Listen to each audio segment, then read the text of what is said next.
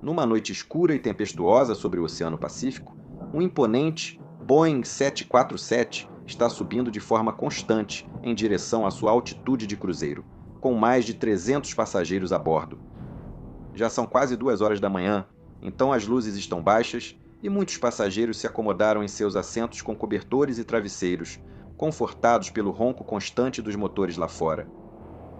Nas proximidades, relâmpagos iluminam o oceano sob uma célula de tempestade. Então, o piloto logo solicita um pequeno desvio para evitar esse mau tempo. E enquanto o Boeing 747 está subindo através de 20 mil pés, o comandante decide manter o aviso de atar cintos de segurança aceso, caso encontrem alguma turbulência proveniente dessas tempestades. De repente, o silêncio da noite é interrompido por um forte estrondo metálico vindo de algum lugar abaixo da cabine de passageiros. O comandante só tem tempo de perguntar: "O que foi isso?" E o engenheiro de voo responde: "Não sei", antes que o avião seja sacudido por uma explosão massiva de estremecer os ossos.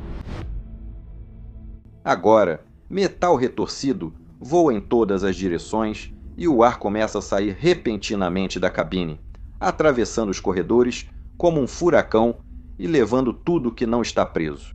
Na cabine de comando, o comandante agora se lembra de seus colegas da Pan Am, que apenas 2 meses antes caíram sobre a cidade de Lockerbie, na Escócia, devido a uma bomba terrorista. Por alguns segundos, ele acha que o mesmo aconteceu com ele agora. E para a maioria dos passageiros, essa viagem em 23 de fevereiro de 1989 começou a milhares de quilômetros de distância, em Los Angeles, onde eles embarcaram no voo 811 da United Airlines, um voo noturno para Sydney, Austrália, com escalas em Honolulu, Havaí e Auckland, Nova Zelândia.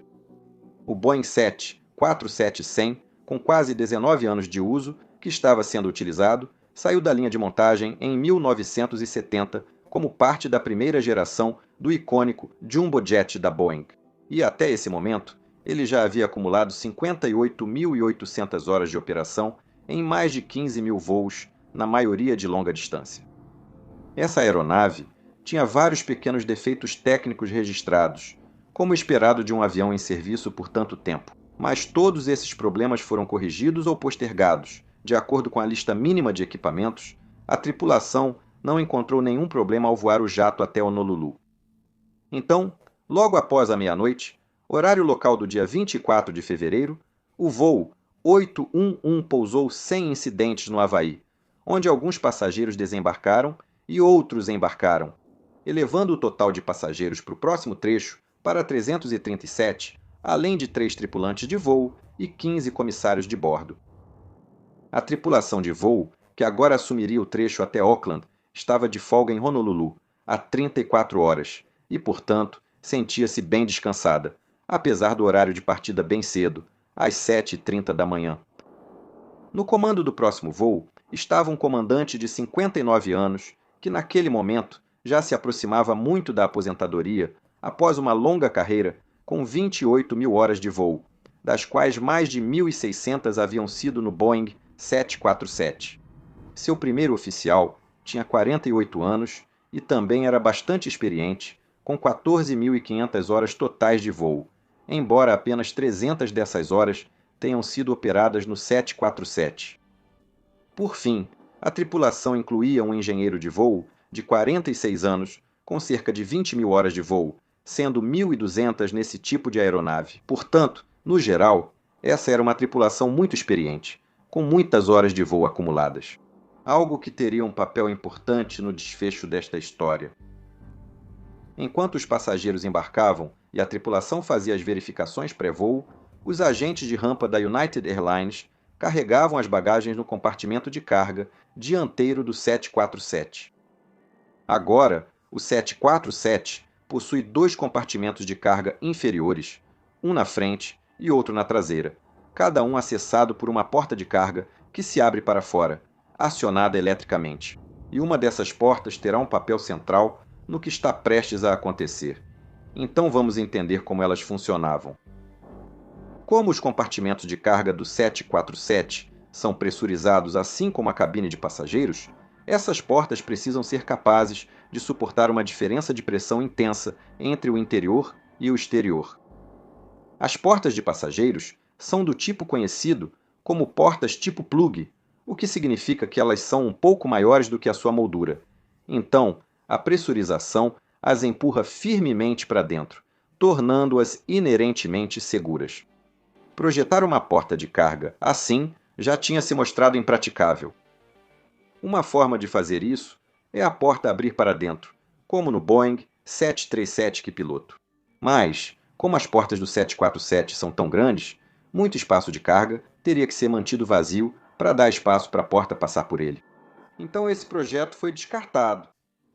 Alternativamente, os projetistas poderiam fazer com que uma porta de carga que abre para fora funcionasse como uma porta tipo plug depois de fechada. O Lockheed 1011 TriStar, projetado na mesma época que o 747, utilizava esse tipo de princípio. Após a porta atingir a posição fechada, um atuador de trava a movia verticalmente para baixo, alinhando os batentes de pressão e os batentes de encaixe da porta com as superfícies de apoio dos batentes de pressão ao redor da porta. Isso transferia as cargas de pressão para a fuselagem e, segundo a Lockheed, criava vedação total. Mas essa solução é mais cara e difícil de projetar. Então a maioria das portas de carga são, em vez disso, simples, do tipo não plug, que abrem para fora e resistem às cargas de pressurização usando um mecanismo de travamento projetado para evitar que a porta se abra em voo. E preste atenção agora porque isso vai ficar um pouco técnico. No Boeing 747, as portas de carga são articuladas na parte superior com travas na parte inferior, consistindo em 8 pinos de trava horizontais fixados na vedação da porta e 8 cames de trava correspondentes, fixados à própria porta. À medida que a porta se fecha, esses cames de trava, em formato de C, prendem os pinos de trava e giram no sentido horário para travar porta e completar o processo de travamento. Há também 2 travamentos intermediários na metade da altura da porta, um de cada lado, apenas para mantê-la nivelada com a fuselagem. Eles não suportam grandes cargas, pois as de pressurização são absorvidas pelos 8 travamentos principais. Para operar a porta, o agente de rampa pode pressionar e segurar o interruptor de porta fechada fora da fuselagem, próximo à porta de carga. E isso envia um sinal elétrico primeiro para um atuador principal que move a porta da posição aberta quase até a posição fechada. Nesse ponto, a energia elétrica é transferida para um atuador que aciona os ganchos, puxando a porta até nivelar com a fuselagem e permitindo que as cames prendam os pinos de trava. Nesse momento, a energia é automaticamente transferida para um terceiro e último atuador, o atuador de trava, que gira as cames de trava. Quando atingem a posição final de travamento, a energia é cortada do atuador, sinalizando ao agente de rampa que é hora de travar a porta com a alavanca manual. Quando essa alavanca é empurrada, até ficar nivelada com a porta, uma série de tubos de torque transfere essa força para girar 8 setores de trava em formato de L sobre as aberturas das 8 cames de trava. E agora, em teoria, a finalidade desses setores de trava é impedir que as cames girem de volta para a posição destravada, garantindo que a porta não possa destravar durante o voo. E, quando os setores de trava entram na posição totalmente travada, o interruptor de trava, Mestre S2, faz contato, o que resulta na remoção de toda a energia elétrica dos interruptores de abrir e fechar a porta. Mover a alavanca de trava também fecha as 2 portas de alívio de pressão na porta de carga, projetadas para liberar o ar e evitar a pressurização do avião se a porta não estiver travada corretamente. E fechá-las também indicará ao agente de rampa que a porta foi travada corretamente, além de ativar um interruptor elétrico que apaga a luz da porta de carga aberta no painel do engenheiro de voo, lá no cockpit. Mas essa sequência complicada não era a única forma de abrir ou fechar essas portas de carga. Veja, a Boeing também instalou um sistema de backup para garantir a abertura e fechamento da porta sem energia elétrica, ou em caso de problema em um dos atuadores elétricos. Para abrir a porta manualmente, um agente de rampa abriria a alavanca de trava. Depois, usaria uma chave de soquete nas 3 entradas de acionamento manual para acionar o atuador de trava, o do gancho de puxar e o principal até a porta abrir totalmente. Agora, esse era um processo bastante trabalhoso. Na verdade, só para abrir o atuador de trava, eram necessárias 95 voltas com a chave de soquete, e isso é algo que vale a pena lembrar. Infelizmente, assim como o DC-10 da mesma época, as portas de carga do 747 tiveram muitos problemas, praticamente desde o início. Para entender o motivo, precisamos voltar a 1969, quando as portas foram projetadas e certificadas. Naquela época, assim como hoje, qualquer porta que se abrisse para fora precisava ter um mecanismo de travamento positivo que impedisse a porta de abrir devido à pressurização. Para isso, a Boeing mostrou que seu projeto de trava era suficiente para evitar que as cames vibrassem em direção à posição destravada. A Boeing apresentou o sistema de travamento como indicador de que a porta estava devidamente travada para pilotos e equipe de solo, pois os travamentos já eram fortes o bastante para suportar a pressurização. Assim, a análise da Boeing considerou que a alavanca de travamento não seria movida para a posição travada com a porta destravada, devido à interferência entre setores e cames de travamento. Eles não verificaram se os cames de travamento podiam ser movidos manualmente ou eletricamente para a posição destravada após a porta ser travada. Ou, o que aconteceria se alguém tentasse fazer isso? Para esclarecer, com a porta travada, a energia do interruptor elétrico de abertura é cortada, impedindo que um agente de solo a abra eletricamente, exceto se o interruptor de trava mestre S2 identificar erroneamente a porta como destravada. E se isso acontecesse, seria uma falha latente, já que não havia nenhuma indicação óbvia para ninguém se esse interruptor tivesse falhado. Então, na realidade, isso poderia ter sido possível em algumas aeronaves sem que ninguém realmente percebesse.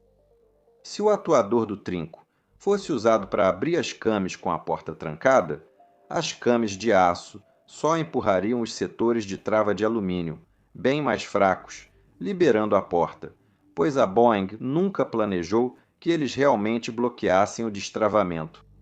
E pior, mesmo sem falha no sistema, isso ocorreria se um agente de rampa tentasse destravar a porta manualmente com a chave de soquete enquanto ela ainda estivesse trancada. Basicamente, não havia nenhuma proteção contra isso. Vamos avançar para 1974, especificamente 3 de março de 1974, o dia do devastador acidente do DC-10 da Turkish Airlines perto de Paris, que eu já abordei aqui no canal. A investigação revelou que agentes de solo conseguiam facilmente forçar a alavanca de travamento da porta de carga do DC-10 para a posição travada, mesmo sem a porta estar realmente trancada. E nesse caso específico, a porta também estava tão mal ajustada que a força necessária para fazer isso era mínima. Como resultado, um agente de solo travou a porta enquanto ela ainda não estava totalmente fechada, e a porta acabou se abrindo devido ao aumento da pressurização após a decolagem, levando ao colapso do piso da cabine de passageiros, o que cortou os cabos de controle dos profundores do DC-10. E, infelizmente, a consequente perda de controle e o acidente mataram todas as 346 pessoas a bordo. Após o acidente, o projeto das portas de carga de abertura para fora foi amplamente analisado pela indústria e várias aeronaves tiveram mudanças para garantir que os sistemas de travamento indicassem claramente se a porta estava travada.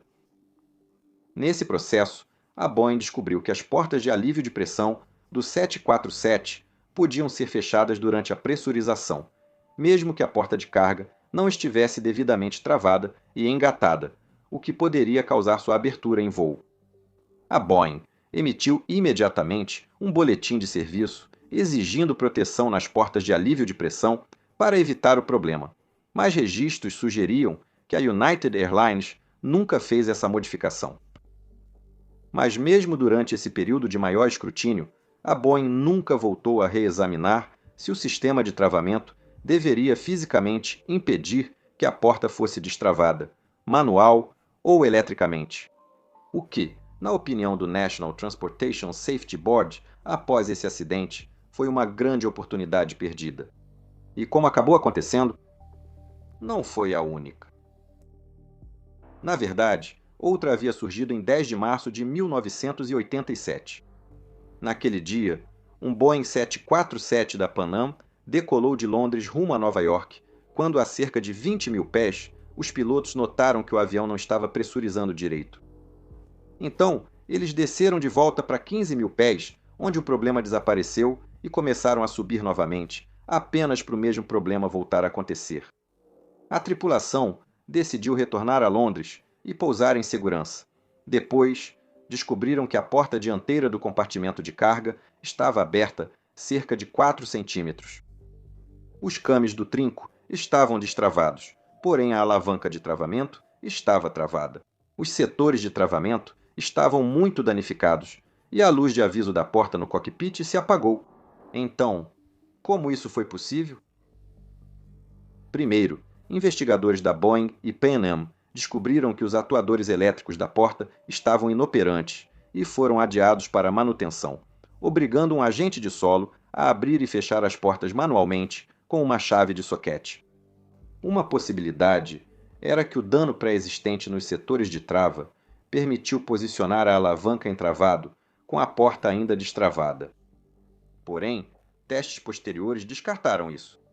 Mesmo gravemente danificados, os setores de trava interferiam com as cames abertas, impedindo que a porta fosse travada, exceto se as cames estivessem mais de 80% do caminho para o travamento, tornando impossível abrir a porta.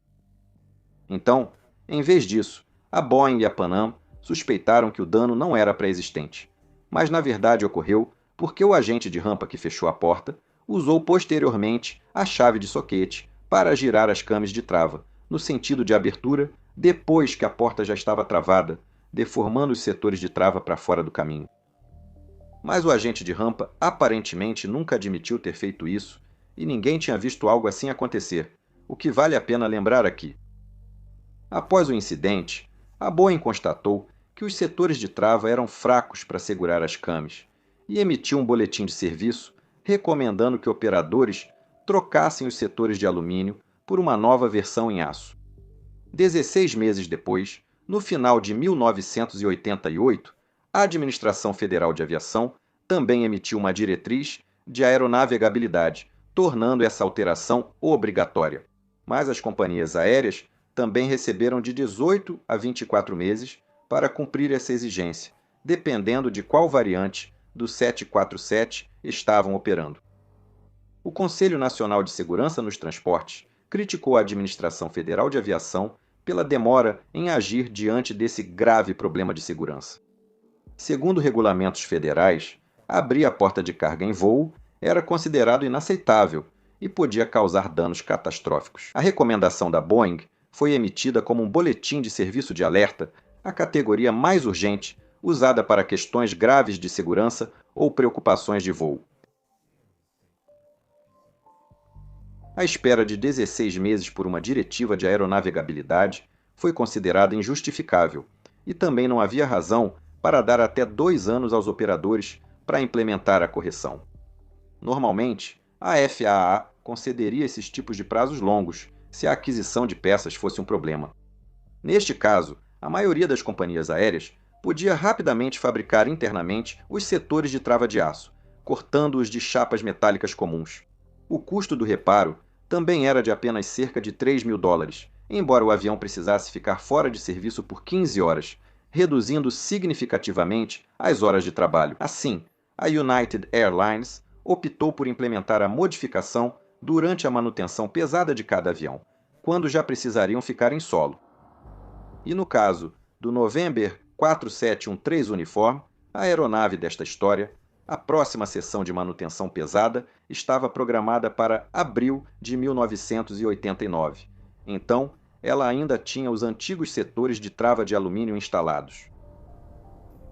De acordo com o The Seattle Times, a TWA e a Pan Am já haviam substituído todos os setores de trava em suas frotas de 747 até fevereiro de 1989, mas a United Airlines tinha corrigido apenas 6 dos seus 31 jumbos, o que, como se vê, não foi a única forma em que a United Airlines deixou a desejar neste caso.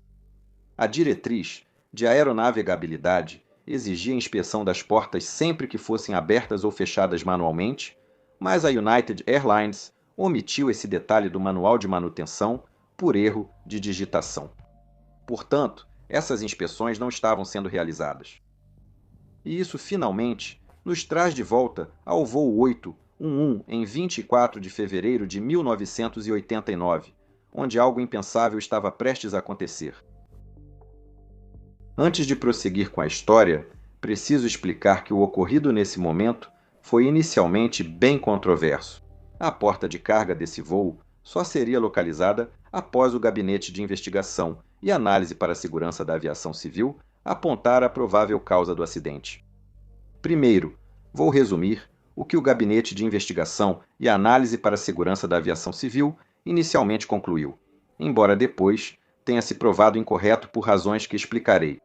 E para entender isso, também preciso mencionar que a porta acabou se abrindo em voo. Desculpe pelo spoiler, mas você ainda vai querer continuar assistindo para saber o que realmente aconteceu quando isso ocorreu, porque é uma das histórias mais inacreditáveis que já vi. Mas o que aconteceu inicialmente, após esse acidente, foi que, sem poder examinar a própria porta, o Gabinete de Investigação e Análise para a Segurança da Aviação Civil teve que tentar inferir sua condição com base em pistas de contexto que restringiam o número de maneiras pelas quais ela poderia ter se aberto. Se a porta tivesse sido devidamente trancada e travada quando o voo 811 partiu, então, para que a porta se abrisse sozinha, 4 falhas teriam que ter ocorrido. Primeiro, os atuadores recebem energia do barramento elétrico de manuseio em solo, alimentado apenas pela unidade de energia auxiliar, geralmente usada em solo. Nenhum gerador acionado pelos motores pode alimentá-lo. Ao ligar qualquer motor, o barramento de solo se desconecta automaticamente da energia, a menos que os pilotos anulem isso com a chave de campo da APU. Com a APU em funcionamento, mas não há evidências de que isso tenha ocorrido. Mesmo que tivessem feito isso, o barramento de manuseio em solo seria desconectado automaticamente ao relear solo detectar a aeronave no ar. Então, esse sensor também teria que falhar. Nesse ponto, o atuador de trava ainda não receberia energia elétrica do barramento de manuseio em solo, a menos que o interruptor mestre de trava S2 também estivesse, erroneamente, detectando que a porta estava destravada. E então, além de tudo isso, teria que ocorrer um curto-circuito de forma que operasse erroneamente o atuador de trava no sentido de abrir a porta. Como o S2, o atuador de trava e sua fiação continuavam presos à porta, o Gabinete de Investigação e Análise para a Segurança da Aviação Civil não pôde verificar suas condições inicialmente. Mas mesmo assim, eles acreditavam que essa sequência maluca de eventos era altamente improvável. Mas haveria menos falhas se a porta destravasse ainda no solo, antes da partida dos motores, com a unidade de potência auxiliar alimentando o barramento de solo. Se os agentes de rampa fecharam e travaram a porta corretamente, das falhas citadas, apenas um curto-circuito no disjuntor S2 com falha permitiria que a porta se abrisse sozinha. O Gabinete de Investigação e Análise para a Segurança da Aviação Civil não conseguiu provar ou refutar essa possibilidade sem acesso à porta real, deixando a questão em aberto durante a investigação. O Gabinete de Investigação e Análise para a Segurança da Aviação Civil focou na hipótese de a porta não ter sido corretamente travada e fechada pelos agentes de rampa. Com base nas descobertas da Boeing no incidente da Pan Am, em 1987, os investigadores sabiam que danos pré-existentes muito graves nos setores de trava poderiam, teoricamente, permitir que a alavanca de trava travasse quando a porta não estivesse totalmente fechada. O Gabinete de Investigação e Análise para a Segurança da Aviação Civil apontou evidências circunstanciais que sugerem danos pré-existentes nos setores de trava do novembro 4007-1-3 uniforme. Os registros de manutenção daquela aeronave mostravam inúmeros problemas com os atuadores elétricos da porta, que se estendiam por meses, se não anos, exigindo o uso repetido do sistema manual de backup. E se o pessoal de solo ocasionalmente esquecesse de destravar a porta antes de tentar destravá-la manualmente, danos repetidos aos setores de trava poderiam ter ocorrido, chegando até mesmo à quebra completa dos setores de trava. E esse dano poderia então ter passado despercebido, já que a United Airlines não estava realizando aquelas inspeções obrigatórias que mencionei anteriormente. Agora, uma vez que esse dano atingisse certa gravidade, poderia se tornar possível travar a porta sem engatá-la. O desgaste excessivo nos pinos de trava e ganchos de puxar, ainda acessíveis ao NTSB, indicava que a porta estava desalinhada há muito tempo, possivelmente causando as dificuldades registradas no Diário Técnico de Manutenção. E se o atuador da trava estivesse tendo dificuldade para travar a porta desalinhada devido ao excesso de atrito entre as cames e os pinos de trava, ele poderia ter parado de funcionar antes que a porta estivesse totalmente travada. Assim, se isso ocorresse na aeronave do acidente, o agente de rampa acharia que a porta estava fechada e travada ao parar o atuador, levando-o a fechar a alavanca de bloqueio. Nesse momento, o setor de bloqueio danificado deslizou para o lugar, passando pelas cames de trava abertas, as portas de alívio de pressão se fecharam e a luz de advertência no cockpit se apagou, preparando-a a armadilha. Agora, ainda teria sido possível ver que as cames de trava continuavam destravadas através de 8 pequenos visores na parte inferior da porta, mas a Boeing havia eliminado qualquer exigência de uso desses visores em 1970, quando nomeou as portas de alívio de pressão como principal indicador do status da porta. Para o Gabinete de Investigação e Análise para a Segurança da Aviação Civil, parecia que tudo começava a se encaixar. Mas será que era isso mesmo? Veja, nem todo mundo ficou satisfeito com essa explicação. Isso ocorria principalmente porque a explicação assumia que mecânicos ou agentes de pista danificavam os setores de trava ao tentar destravar manualmente as portas sem antes destravá-las corretamente. Algo que ninguém jamais admitiu ter feito e que ninguém jamais viu acontecer. Além disso, destravar a porta exigia 95 voltas no acionador de soquete, o que é tempo demais para passar sem que ninguém percebesse ou apontasse que a porta ainda estava trancada. Então parece meio improvável que não haja nenhuma evidência direta de que um erro tão notável realmente tenha acontecido. Mas, tirando esse ponto, a explicação inicial do Gabinete de Investigação e Análise para a Segurança da Aviação Civil fazia sentido. Em 1990, o Gabinete de Investigação e Análise para a Segurança da Aviação Civil concluiu que danos anteriores permitiram que um agente de rampa travasse uma porta mal trancada, o que possibilitou sua abertura durante o voo. Mas, em outubro de 1990, a porta foi milagrosamente encontrada no fundo do mar, a uma profundidade esmagadora de mais de 4.300 metros. Quando foi recuperada e trazida à superfície, os investigadores do NTSB logo perceberam que não havia danos prévios nos setores de trava. Na verdade, eles estavam essencialmente intactos, embora presos contra as cames de trava totalmente abertas. Isso indicava que as cames de trava estavam travadas, mas giraram de volta para destravar após o fechamento da porta, afastando os setores de trava. E isso significava que a porta deve ter sido devidamente travada e bloqueada antes da partida, apenas para ser forçada a abrir novamente mais tarde. Então, a única opção restante agora era que a porta, de alguma forma, havia se aberto sozinha. E apenas alguns meses depois, em junho de 1991, foi exatamente isso que aconteceu a bordo de outro Boeing 747 da United Airlines que estava sendo atendido no aeroporto JFK, em Nova York. Os mecânicos da United resolviam um problema na porta de carga traseira, que não abria eletricamente porque o disjuntor seguia desarmando. Assim, enquanto o avião estava parado no portão, aguardando o embarque dos passageiros, os mecânicos abriram a porta manualmente, depois religaram o disjuntor antes de acionar a porta eletricamente, com sucesso várias vezes.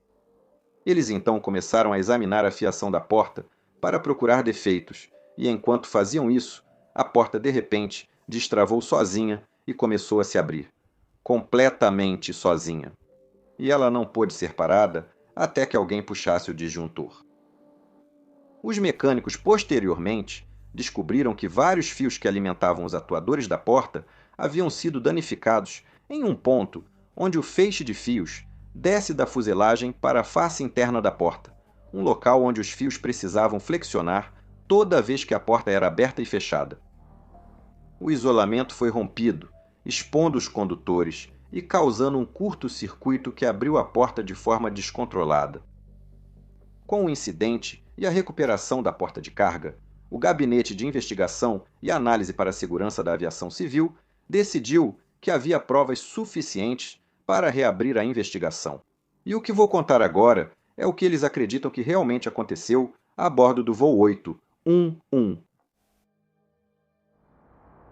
Enquanto a aeronave estava no portão, o agente de pista fechou e trancou corretamente a porta de carga dianteira, e o 747 aguardou antes de ser rebocado e ligar os motores. Nesse período, com energia no barramento de solo, um curto-circuito possivelmente enviou o comando errado de abertura da porta ao sistema de acionamento.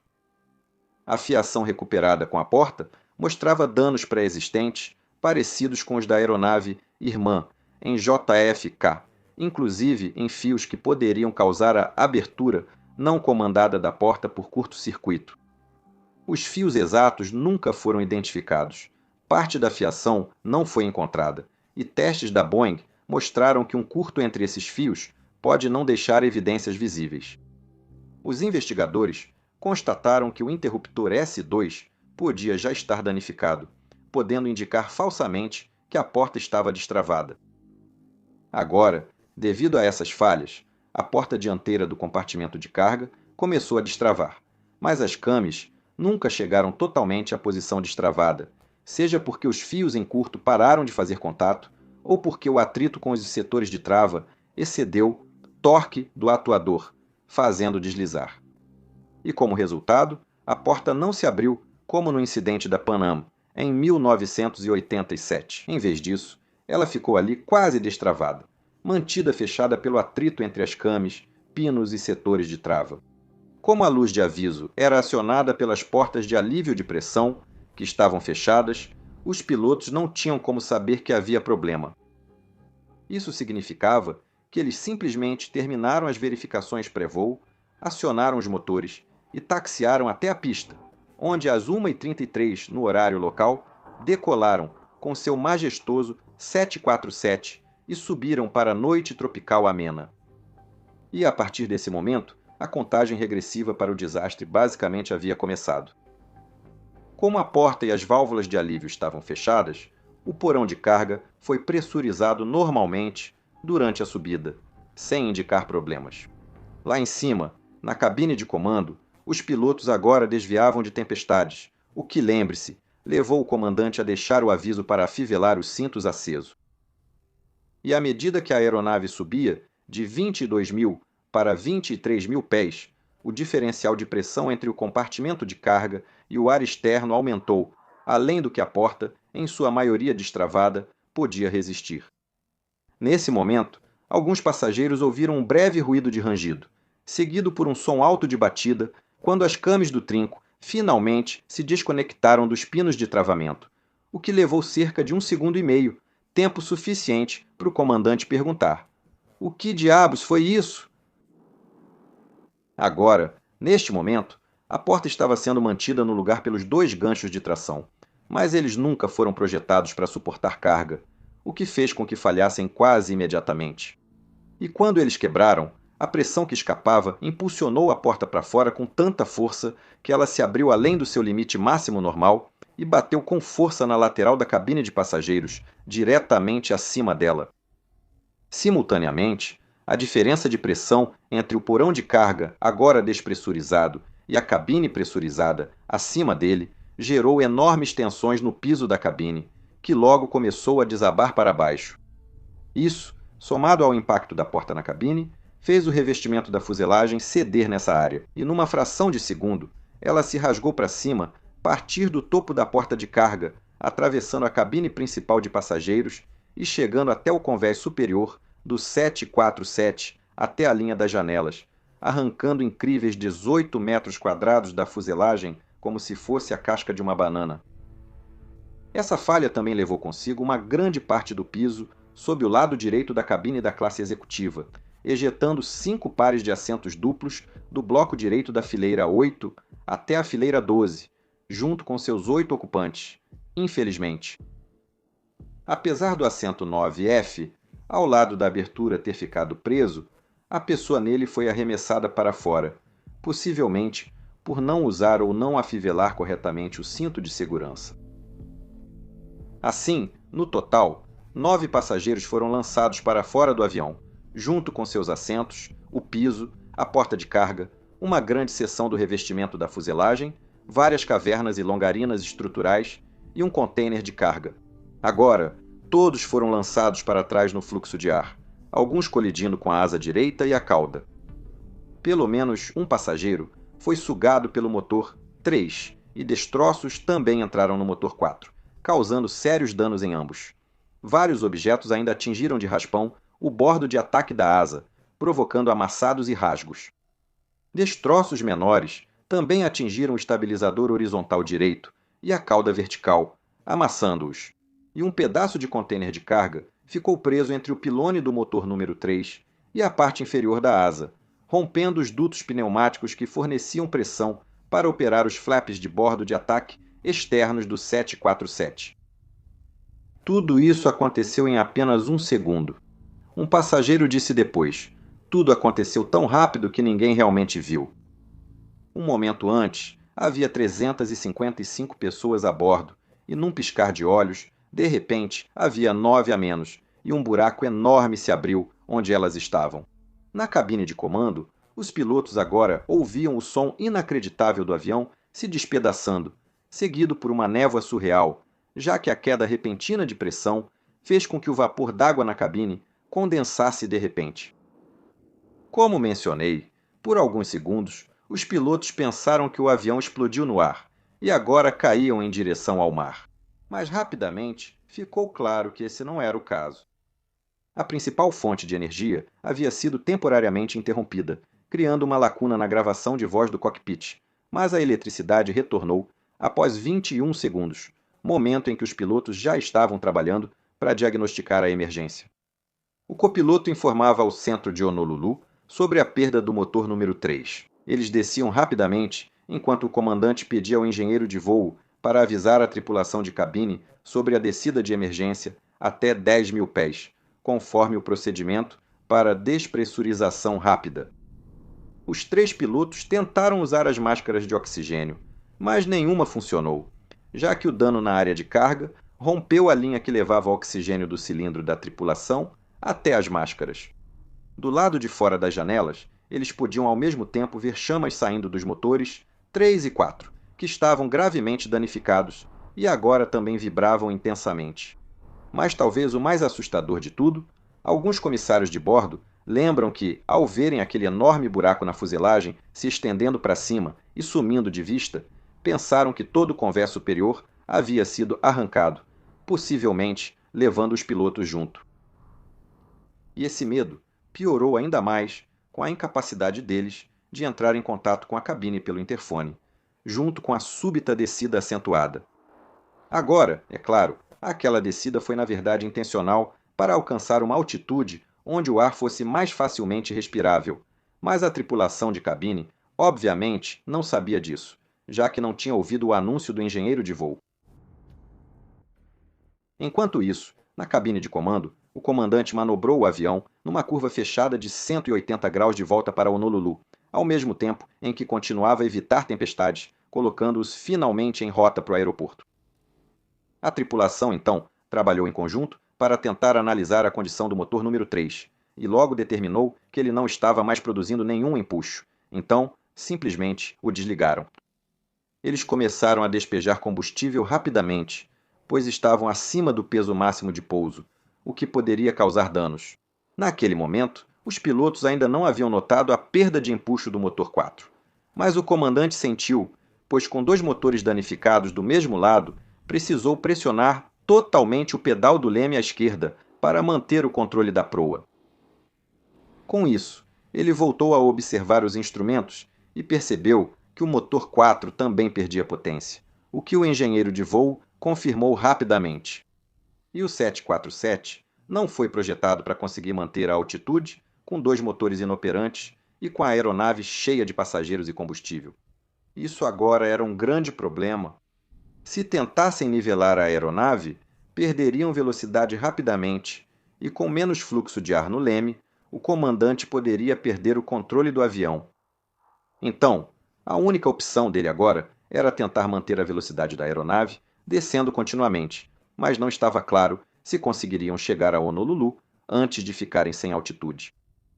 O alijamento de combustível ajudava reduzindo o peso, mas o 747 despejava só 5.000 libras por minuto e ainda estavam 150.000 libras acima do peso para manter a altitude. Então, não era uma solução milagrosa. E isso significava que, faltando cerca de 60 milhas até Honolulu, um problema matemático complexo se apresentava.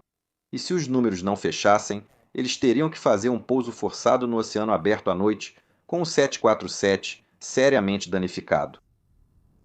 Para melhorar consciência situacional, o engenheiro de voo se ofereceu para ir à cabine de passageiros e avaliar os danos, o que o comandante achou uma boa ideia. Naquele momento, os pilotos não sabiam o que ocorrera.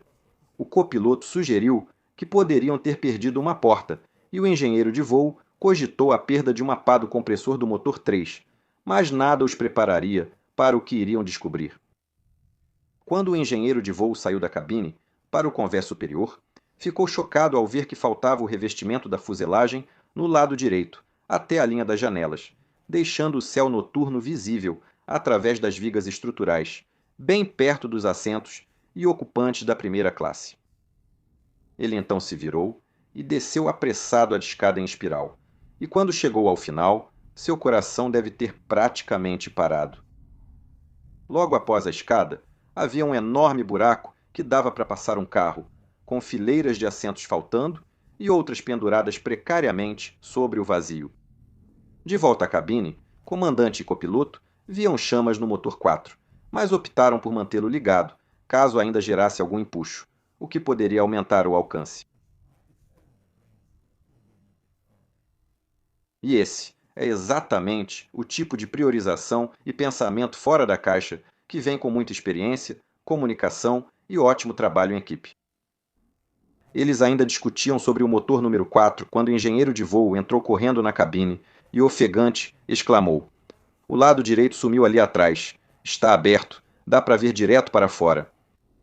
Ao que ele rapidamente acrescentou: "Parece uma bomba." O comandante avisou o centro de Honolulu que parecia que uma bomba havia explodido a bordo, enquanto o copiloto, hesitante, perguntou se haviam perdido algum passageiro. E a isso, o engenheiro de voo apenas disse: "Algumas pessoas provavelmente se foram, eu não sei." Os minutos seguintes foram uma correria enquanto os pilotos, junto ao controle de tráfego aéreo, alinhavam a aproximação ao Aeroporto Internacional de Honolulu e comunicavam a gravidade da emergência, solicitando ambulâncias, entre outras ações.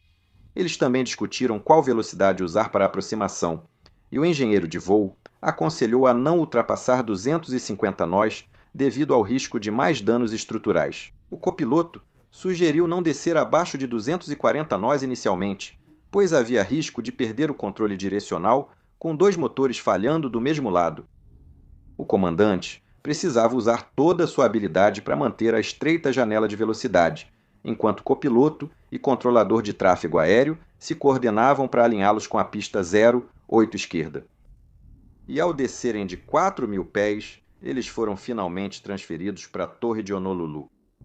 Eles estavam a 28 milhas náuticas e ainda desciam lentamente, enquanto os pilotos seguiam preocupados se conseguiriam chegar. O engenheiro de voo já havia calculado e informou que, com a descida atual, tinham altitude suficiente para chegar à pista. Logo depois, as luzes de Oahu apareceram à distância e os pilotos começaram a se preparar para o pouso.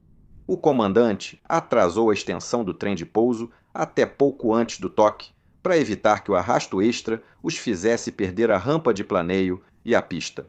Além disso, completaram a checklist de aproximação com 2 motores, e o copiloto calculou a velocidade final de pouso de 160 nós.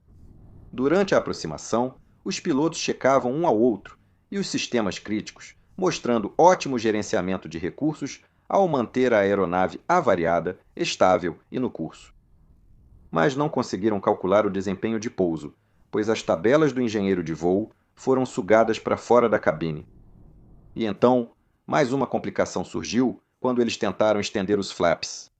Porque, enquanto os flaps internos estenderam até 5 graus quando comandados, os flaps de bordo de ataque externos só estenderam do lado esquerdo, devido ao duto pneumático que havia sido rompido pelos destroços projetados. O copiloto, de forma astuta, apontou que o aviso de stall só considerava a posição dos flaps internos, ignorando a menor sustentação dos flaps externos assimétricos. Uma informação crucial e mais um ótimo exemplo de conhecimento de sistemas por parte dessa tripulação. E se você é um piloto por aí, é exatamente por isso que estudar seus manuais técnicos é tão importante. Como resultado, o comandante limitou os flaps a 10 graus para minimizar a simetria. Mas isso também aumentaria a velocidade de pouso para 190 nós, ou de 30 a 45 nós acima do normal. E nessa velocidade, ninguém poderia dizer se a pista seria longa o suficiente. Deixando isso de lado, o comandante se concentrou em entrar na rampa de planeio, porque devido à velocidade mais alta, eles estavam agora muito alto, e claro, se passassem da pista, não poderiam arremeter. Felizmente, ele conseguiu reduzir um pouco o empuxo e pegar a rampa de planeio por cima, logo alinhando perfeitamente com a pista à sua frente. Como planejado, o copiloto baixou o trem de pouso na aproximação final após checar os sistemas hidráulicos. E isso mostrou que realmente estavam funcionando, o que garantiu a eles que poderiam aplicar a frenagem máxima, embora só tivessem cerca de metade do reverso normal disponível, devido aos motores danificados. O copiloto informou velocidades e posição na rampa durante toda a descida até a pista, e no momento zero, 2:10, cerca de 24 minutos após a explosão, o voo 81 tocou suavemente na pista 0, 8 esquerda, a uma velocidade de pouco mais de 190 nós. Os pilotos aplicaram freios e reversores ao máximo, e apesar dos danos, alta velocidade e peso, o avião milagrosamente permaneceu inteiro e parou antes do fim da pista. A tripulação iniciou rapidamente a evacuação e os 346 sobreviventes desceram pelas escorregadeiras de emergência, sendo recebidos por bombeiros e paramédicos do lado de fora. Mas, infelizmente, mesmo após uma busca extensa pela Guarda Costeira dos Estados Unidos, nenhum dos passageiros que haviam sido lançados para fora pôde ser encontrado. Então, todos os 9 foram, em última análise, listados como desaparecidos, presumidos mortos.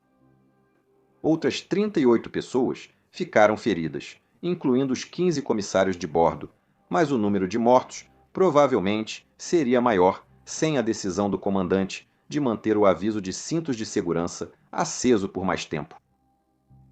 Após o acidente, a FAA emitiu uma nova diretriz de aeronavegabilidade de emergência, exigindo que as companhias aéreas instalassem imediatamente os novos setores de travamento de aço e reintroduzindo o procedimento para verificar a posição das cames de trava usando as janelas de inspeção.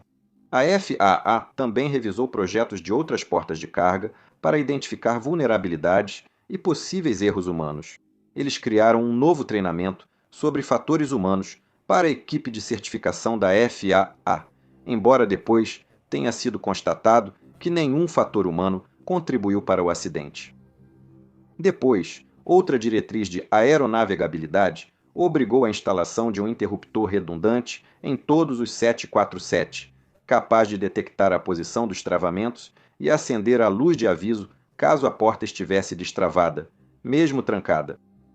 O Gabinete de Investigação e Análise para a Segurança da Aviação Civil também recomendou melhorias que aperfeiçoaram coletes salva-vidas, sistemas de oxigênio da tripulação e compartimentos superiores.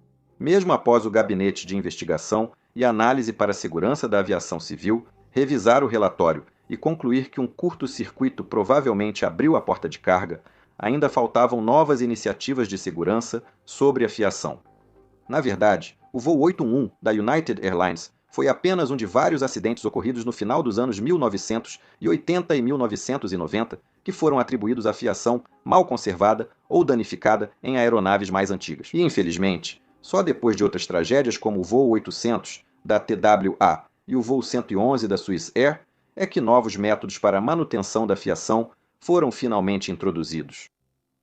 Agora, esse é um daqueles acidentes que me faz arrepiar, não só pelas circunstâncias horríveis envolvidas, mas também pelo profissionalismo e coragem demonstrados pela tripulação.